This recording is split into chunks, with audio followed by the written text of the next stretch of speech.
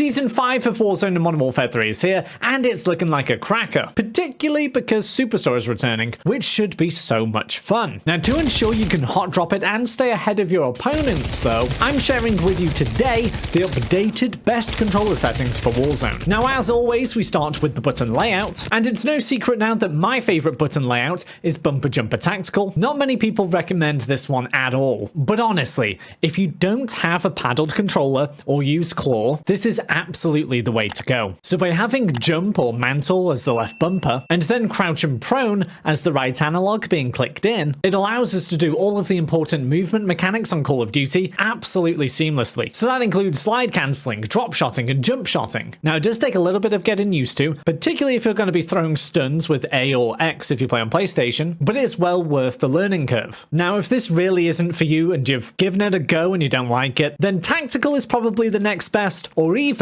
stick and move. Stick and move allows you to jump shot a lot easier using the right stick as jump, but like I say, Bumper Jumper Tactical allows you to do all of these different elements, and most importantly, without taking any of your fingers and thumbs off the controller. Now, if you do have a paddled controller, of course you can just assign the paddles at the back to be jump or crouch and things like that, so that's no problem at all. But just before we get into the rest of the settings, if you're looking to unlock Modern Warfare 3 camos completely legitimately, or play in bot lobbies, get all the best schematics, or the brand new nuke skin, be sure to check out Mitch Cactus. They're the biggest and most reliable sellers with loads of new offerings for Modern Warfare 3 with completely safe and legitimate services. These guys have well over 10,000 verified reviews on Trustpilot, and be sure to use code SPRING for 5% off for a limited time only. Now back to the settings. Controller vibration, switch this off, and then for dead zone inputs, I always say that you want these minimums to be as low as they can go before you get stick drift. So stick drift is just where you're not touching your controller, and yet your analogs can slowly drift around the screen. Now obviously in a first-person shooter like Call of Duty, you don't want your aim to be randomly drifting off. So if that's the case, you can just switch these up a little bit. But obviously if you put them up too high, you're gonna have a little bit of input delay. Now as we come across to aiming, I personally use 4 and 4 for my horizontal and vertical stick sensitivity. I would say between 4 and 6 is the most standard sensitivity. In fact, most pros use between these. This allows you to be pretty snappy, but can allow you to at least hit some shots consistently. But again, if you can go higher on these sensitivities, while still being able to lock on to people, then that's only going to be an advantage. And in fact, if you do want to train yourself to play on a higher stick sensitivity, you can do so by gradually increasing these numbers, but then going over to ADS sensitivity multiplier and then just turning that down a little bit. So that way you can still swing your aim around really quickly, but when you aim in, you're a little bit slower. Now for aim response curve type, I recommend that you play on dynamic. This is one of these settings which allows you to snap onto your enemies. So as it states on the right hand side here, the dynamic curve type means that in the initial phases of movement, you move a little bit faster before it slows down. So if somebody suddenly jumps out on you or starts shooting you from behind, by having dynamic on, it means you can swing around that a little bit quicker before your rate of movement goes back to normal. It does say it's ideal for more experienced players, but I would recommend everybody to try it out. Then for ADS sensitivity transition timing, put this on instant. For aim assist, put this on,